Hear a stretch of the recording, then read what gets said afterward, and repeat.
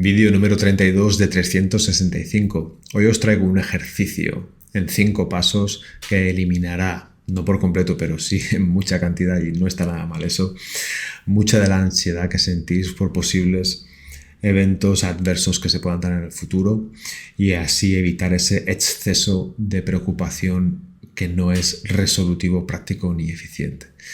Este ejercicio sé que lo leí y no exactamente así en diversos libros, pero yo me dediqué a desarrollarlo un poco más y sobre todo a ponerlo en práctica, no solo conmigo mismo, sino también con todos mis clientes que presentaban ese exceso de preocupación.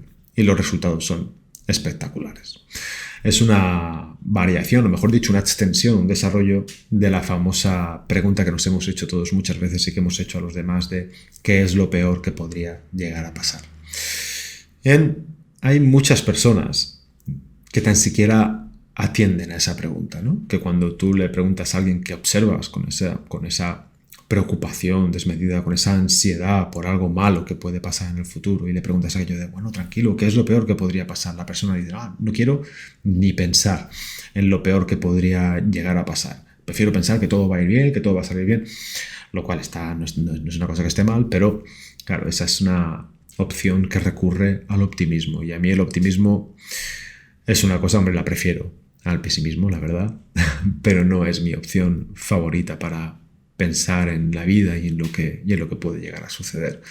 Porque cuando tú le dices a alguien que todo va a salir bien, es para dar ánimos, pero realmente no hay mucha cosa argumentalmente detrás de tal afirmación.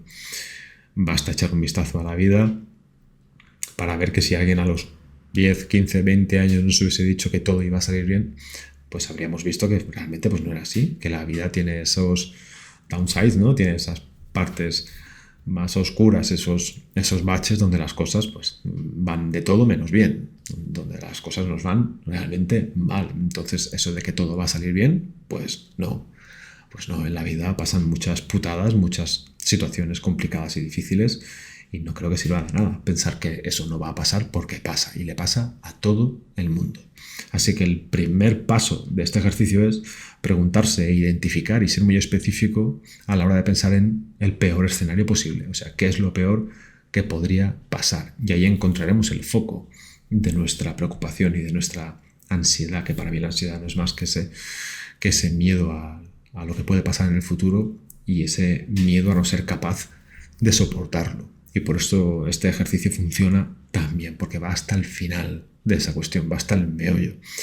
Y va de intentar encontrar una fortaleza o una base argumental que nos indique que quizá podemos preocuparnos un poco menos, que seremos capaces de soportar, de tolerar e incluso de hacer ciertas cosas en el caso de que las cosas no vayan como nosotros queremos.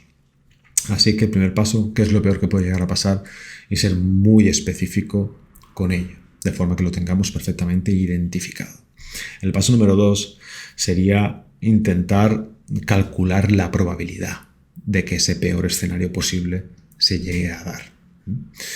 Y para esto, sí, no hay estadísticas para todo, pero sí que hay cierta aproximación, cierta estimación que nos dé una idea de cuán probable es que se dé el peor escenario posible. A mí, por ejemplo, no me hace ni puta gracia subirme a un avión, no me gusta nada volar, pero cuando estoy ahí delante pienso, ¿qué es lo peor que puede llegar a pasar? Pues que el avión explote en el aire y nos matemos todos. Pero ¿qué probabilidad hay de que eso pase? Realmente es muy, muy, muy, muy reducida. Entonces me calmo enseguida. No al 100%, pero me calmo lo suficiente como para que ese vuelo no me suponga un martirio. Así que, punto número 2, calcular la probabilidad de que el peor escenario posible llegue a darse. El paso número 3 sería pensar en si realmente podemos hacer algo para bajar esa probabilidad.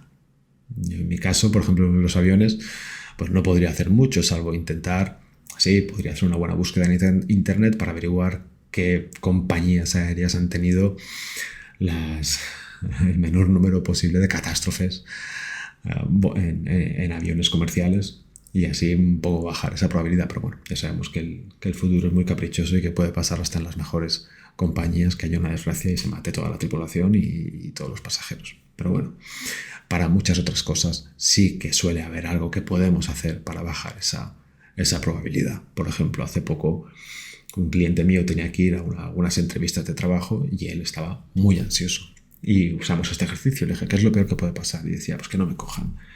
Y yo le pregunté, bueno, ¿qué probabilidad hay de que no te cojan? Y él me dijo, pues no sé, diría que un 80%.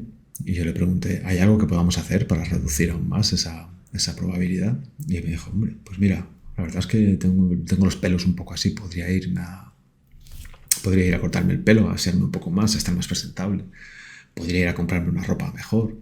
Podría hacer meditación antes de ir para ir más tranquilo. Este tipo de cosas. Y son realmente efectivas porque también nos colocan en una posición muy proactiva, en una posición de hacer y no solo de suponer y hacer ejercicios mentales. Ya son cosas prácticas que son ineludibles, o sea, quiero decir, son ininterpretables. He hecho esto y en teoría esto va a ayudar. Así que voy más tranquilo porque he reducido esa probabilidad. El cuarto punto sería pensar en si no hay ninguna probabilidad de reducir, ninguna posibilidad de reducir la probabilidad, mejor dicho, perdón, de reducir ese porcentaje de probabilidad de que llegue a darse ese peor escenario posible, ¿podría solucionarlo llegado el momento? ¿Podría, si se da el peor escenario posible, llegar a hacer algo para arreglarlo? Para que, como mínimo, para hacerlo menos grave. Quiero decir, si yo, por ejemplo, voy a jugarme, lo invento, 10.000 euros en bolsa y el peor escenario posible es llegar a perderlo todo, ¿hay algo que yo pueda hacer si eso se da para mitigar el golpe? ¿Podría, por ejemplo, no coger los 10.000 y meterlos en un fondo de alto riesgo y diversificarlo, coger una parte y meterlo en un fondo de un riesgo menor, aunque de menor rentabilidad? Este tipo de situaciones es a las que nos invita el cuarto punto. Y el quinto punto, que ya es el último, sería, si no puedo bajar esa probabilidad, si no puedo hacer nada una vez se da el peor escenario posible, ¿podré seguir adelante a pesar de ello? ¿Podré vivir con ello? ¿Podré vivir con la aparición y asentamiento del peor escenario posible sobre una cuestión dada en mi vida? Pues vamos al ejemplo de la bolsa, por ejemplo. ¿Podré vivir si pierdo esos 10.000 euros al completo? ¿Podré seguir adelante? Pues la verdad es que sí. Obviamente, a no ser que hayas empeñado todo lo que tenías y hayas prometido un riñón, que te estirpará un riñón y un pulmón. Si finalmente pierdes esos 10.000 euros, pues sí que puedes seguir adelante, puedes volver a ahorrar, puedes no volver a gastarte todos tus ahorros y aprender una valiosa lección en la bolsa. Puedes hacer muchas cosas. Por ejemplo, si nos vamos al tema del avión, no. Si el avión está allá en medio, no podré seguir adelante.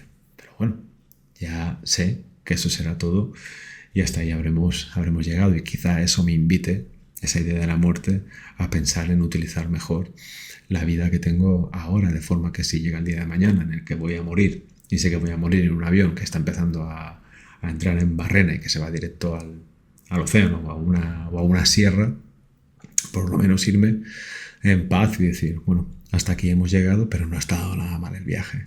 Y nunca mejor dicho.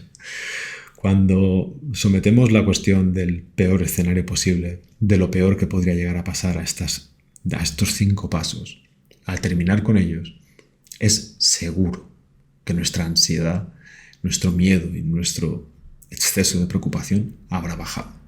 Y habrá bajado lo suficiente como para que sea tolerable. Y además habremos hecho lo mejor que podemos hacer, que es pensar en esta cuestión de una forma muy práctica, muy proactiva, muy efectiva. Y eso sin duda nos va a dar una mayor dosis de confianza y una mayor dosis de fortaleza. Y eso nunca sobra. En fin, espero que os ayude poniendo en práctica y ya me contaréis. Nos vemos mañana, seguro.